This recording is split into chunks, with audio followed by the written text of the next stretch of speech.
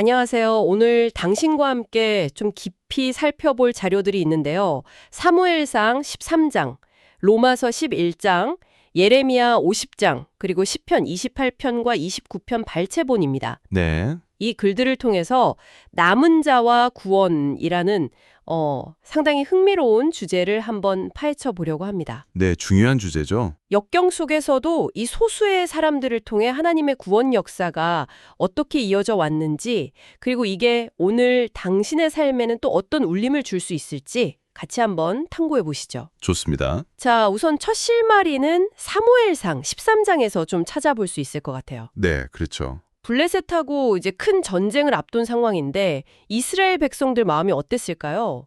막 두려움이 극에 달한 거죠. 네, 굉장히 긴장된 상황이었죠. 근데 사울 왕이 약속된 시간에 사무엘 선지자가 오지 않으니까 그걸 기다리지 못하고 네, 조급했죠. 조급한 마음에 제사장만 할 수 있는 번제를 글쎄 직접 드려버립니다. 이게 결정적인 실수였죠. 네, 정말 중요한 순간에 하나님을 신뢰하고 기다려야 하는데 그 시험에서 어떻게 보면 실패한 모습이에요. 맞습니다.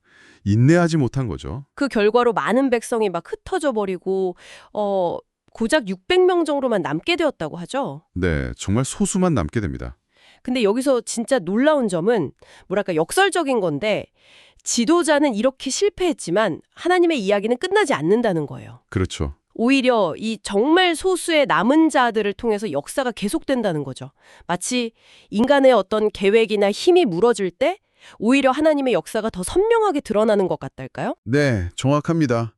그런 관점에서 볼 수 있죠. 혹시 무언가를 간절히 기다려야 하는 그런 순간이 있다면 당신에게 이 이야기가 어떻게 다가오는지 궁금하네요. 그 남은 자라는 개념, 이게 로마서 11장으로 가면 신학적으로 굉장히 중요하게 다뤄지는데요. 로마서요. 네, 사도 바울이 엘리야 시대를 예로 들잖아요. 바알에게 무릎 꿇지 않았던 7천 명이 있었다. 이런 것처럼 네네, 기억납니다. 당시 이스라엘에도 하나님의 은혜로 택하심을 따라 남은 자가 있다. 이렇게 설명을 해요. 은혜로 택하심을 따라 남은 자. 네, 여기서 핵심은 이게 인간의 어떤 자격이나 노력 이런 게 아니라는 거예요. 전적으로 하나님의 주권적인 선택, 그러니까 은혜에 달려 있다는 거죠. 그렇군요. 행위가 아니라 은혜군요. 맞습니다. 그래서 대다수의 이스라엘 백성이 그 당시 복음을 받아들이지 않았지만 그렇다고 하나님이 그들을 완전히 버리신 건 아니었다는 거예요. 완전히 버리신 게 아니다. 네, 오히려 그들의 불순종을 통해서 이방인들에게 구원의 문이 열리는 더 큰 그림을 그리고 계셨다는 거죠. 와, 정말 놀라운 계획이네요. 그렇죠. 그러면서도 동시에 자기 백성 가운데 신실한 소수, 이 남은 자를 두셨다는 사실 자체가 하나님의 그 끝없는 신실하심, 그리고 구원의 계획이 얼마나 광대하고 또 예측 불가능한지를 보여주는 거죠. 네, 인간의 실패를 넘어서는 하나님의 섭리랄까? 그런 게 느껴지네요. 맞아요.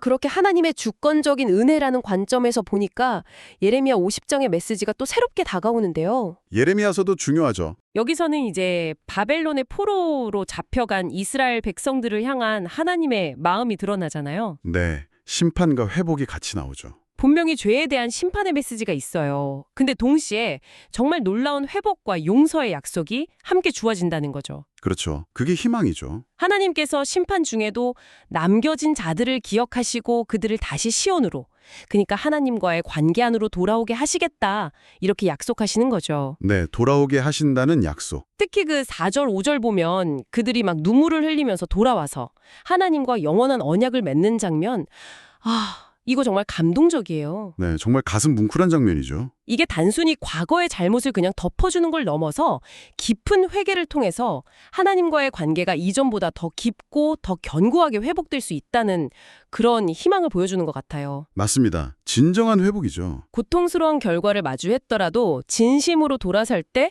주어지는 그 하나님의 자비가 얼마나 큰지 생각하게 됩니다. 바로 그렇게 회개하고 돌아온 남은 자의 마음, 그 태도가 시편 28편과 29편에 아주 생생하게 담겨 있다고 볼 수 있어요.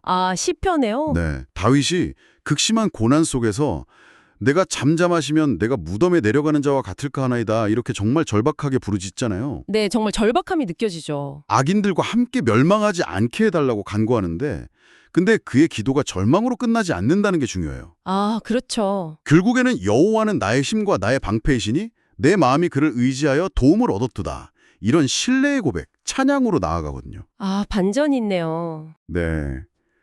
그리고 시편 29편은 여기서 한 걸음 더 나아가요. 개인적인 구원의 경험을 넘어서서 온 천지를 다스리시는 하나님의 위엄과 능력을 막 선포합니다. 하나님의 위엄과 능력. 네. 홍수 위에도 좌정하시고 또 자기 백성에게 힘을 주시며 자기 백성에게 평강의 복을 주시리로다. 이렇게 노래하죠. 힘과 평강의 복이군요. 그렇죠. 그래서 이 두 시편을 연결해서 보면 남은 자의 그 부르짖음과 찬양이라는 게 단순히 감정을 표현하는 걸 넘어서는 거예요. 네. 어떤 상황에서도 하나님의 주권을 인정하고 그분의 도우심을 확신하는 강력한 신앙 고백인 거죠. 그리고 바로 그 고백 속에서 실제적인 힘과 평강을 얻는 통로가 된다는 걸 알 수 있습니다. 그렇군요. 오늘 저희가 사무엘상, 로마서, 예레미야, 그리고 시편까지 이 남은 자라는 키워드를 따라서 하나님의 구원 이야기를 쭉 따라와 봤는데요. 네, 다양한 각도에서 살펴봤죠. 인간의 실패 속에서도 일하시는 그 하나님의 역설적인 방법, 또 자격 없는 이들에게 베푸시는 주권적인 은혜, 네, 죄와 심판 가운데서도 결코 놓지 않으시는 회복의 약속, 그리고 그 모든 것을 경험한 이들의 신뢰와 찬양까지 여러 시대와 상황 속에서도 참 일관되게 나타나는 주제였던 것 같습니다. 맞습니다. 이 이야기들은 어쩌면 지금 이 시대를 살아가는 당신 역시 하나님의 은혜로 부름받은 남은 자일 수 있다는 가능성을 열어주는 것 같아요. 아, 이 시대를 살아가는 우리도요. 네. 우리가 살펴본 것처럼 남은 자의 길이라는 게 때로는 외롭고 어려울 수 있습니다. 분명히. 네, 그럴 수 있겠죠. 하지만 동시에 세상이 잘 알지 못하는 하나님의 특별한 신실하심과 그분의 약속, 그리고 구원의 깊은 감격을 맛보는 그런 특권이 있는 자리이기도 한 거죠. 특권이 있는 자리다. 네.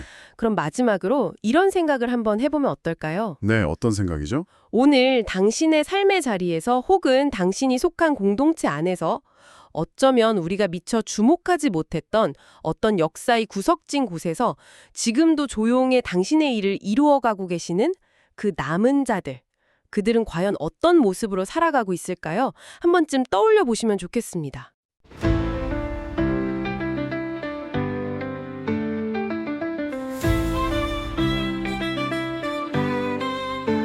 역사의 긴 흐름 속 홀로선 듯 믿음 dim 지키기 힘겨울 때가 있죠. 서울처럼 조급하면 무너질까 인내하며 주님 기다리네. 흩어진 백성 중 남은 소수처럼 주님의 뜻 이루실 그날을 향해 오직 주의 은혜로 택함 받은 자 구원의 역사 이루는 남은 자라네. 절망 속에서도 주를 신뢰하며 영원한 약속 붙들고 나아가리.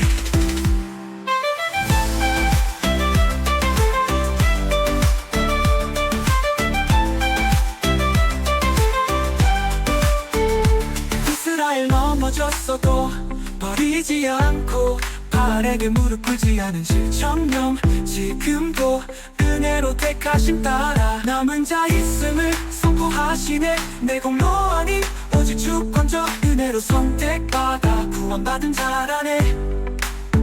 오직 주의 은혜로 택함 받은 자 구원의 역사 이루는 남은 자라네. 절망 속에서도 주를 신뢰하며 영원한 약속 붙들고 나아가리.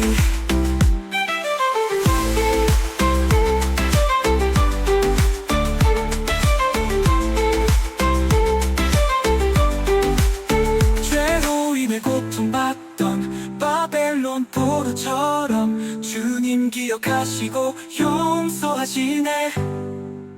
시온으로 돌아오라 부르시며 여호와 내 힘 나의 방패라 고백해 큰 기쁨으로 주를 찬양하며 평강의 복을 부어주시네. 오직 주의 은혜로 택함 받은 자 구원의 역사 이루는 남은 자라네. 절망 속에서도 주를 신뢰하며 영원한 약속 붙들고 나아가리. 남은 자로 부르신 바다 기다림에 인내하고 감사하며 회개와 찬양으로 살아가리 구원의 감격성 늘 승리하리